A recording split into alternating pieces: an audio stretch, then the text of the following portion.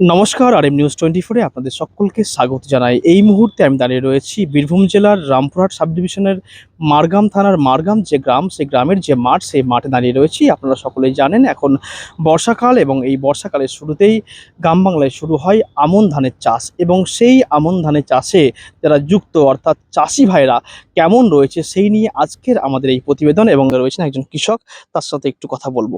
প্রথমে আপনি কেমন রয়েছেন? চাষের দিক থেকে তো খুব ভালো নয়, তাও চাষ করছি। কেন ভালো নেই চাষের কেন দিকে? কেন ভালো নয়, মানে মেন ব্যাপার হচ্ছে চাষ আমরা করছি, হয়তো লেবারে যে হিসাবে দাম বেড়ে গেছে, আমরা দেখি ধান গাড়ান তুলছি, ধান গাড়ান তো সেরকম দাম ঠিক মতন পেছি না।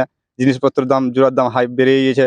হ্যাঁ, তখন দাম 15 দিন শুনছি যে আজ 10টা পিসের দাম 1500, এখন শুনছি 1800, এখন আবার শুনছি যে এখন 2000 টাকা হয়ে গেছে এই 50 কেজি দাম। সারের দাম বেড়ে চলছে। মানে দাম বাড়তে থাকছে, আমাদের ধানের দামটা বাড়ছে ধান না। যখন বিক্রি করতে আমরা যাচ্ছেন যখন তখন আমরা যখন ধান বেচতেছি, মোটামুটি দাম আরো দ্বারা বলছে তোমাদের ধান ওই 1400 টাকা কুইন্টাল, মানে 1200 টাকা কুইন্টাল, আর আমরা জোড়া কিনছি 2200 টাকা কুইন্টাল, এই সরি 4400 টাকা কুইন্টাল জোড়া কিনছি।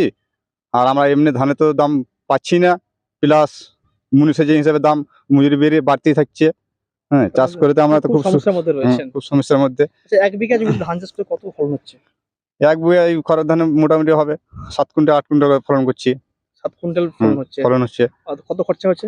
খরচা মোটামুটি তাও 8-9 হাজার মতো খরচা হয়েছে, যে হিসাবে জোড়া দাম, বিষের দাম, লাভ কিছু থাকে না। লাভ কিছুই থাকে না। চাষ করতে হবে, চাষ করছি। সরকারের তরফে সরকারকে কি বলবেন আপনি? সরকারকে আপনি কি বলবেন? সরকারকে বলতে চাইছি যেরকম জোড়ার দামটা কমুক, ধানের দামটা যেরকম বাড়ুক।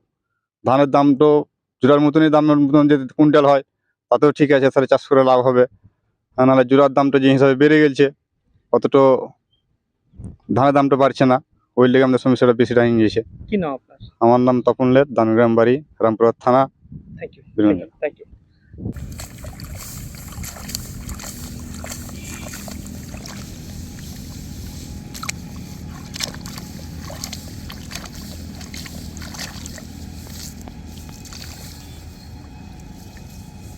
পিছনের বছর পোকা লেগে গেছে।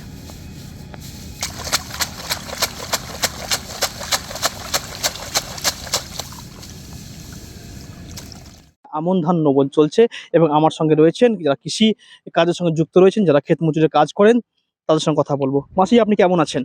ভালোই আছি মোটা বেটা, মোটা মোটা তুলে রাখো। আপনি কেমন আছেন? ভালোই আছি বেটা। এই যে কাজে কাজে আলামারা হয়ে গেলাম। আপনারা কি এই কাজের সঙ্গে যুক্ত না অন্য কিছু কাজ করেন? শুধুমাত্র ধানই না। পোতেন নাকি অন্য কিছু করেন? ধানেই পুঁতে কি করব? কোথা থেকে এসেছেন? ওই বড়জল থেকে এসেছি।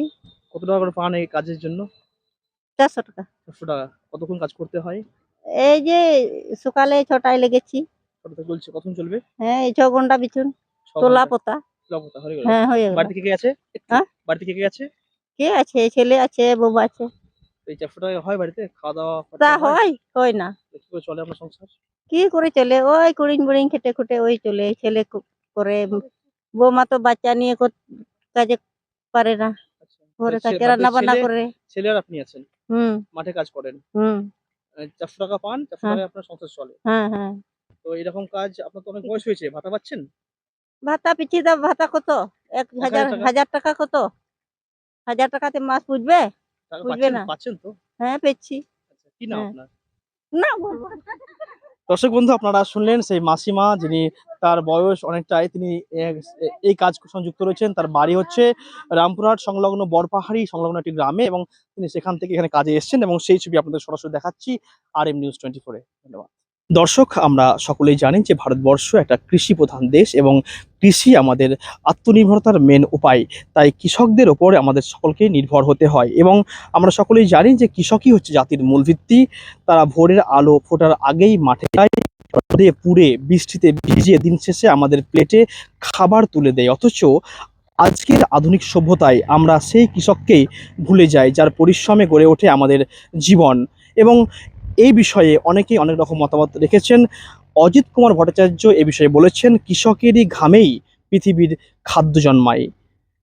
ডক্টর